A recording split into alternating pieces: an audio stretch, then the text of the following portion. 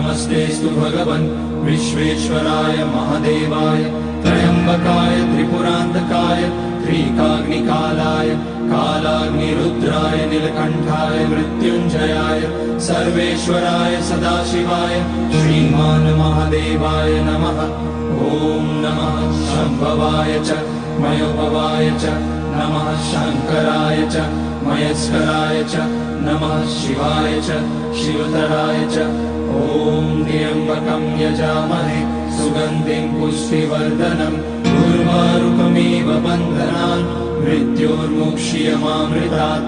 नागेन्द्रहाराय त्रिलोचनाय भस्माकराय महेश्वराय नित्याय शुद्धाय दिगम्बराय तस्मै नकाराय नमः शिवाय। मन्दाकिनी सलिलचन्दन चर्चिताय नन्दीश्वर प्रमथनाथ महेश्वराय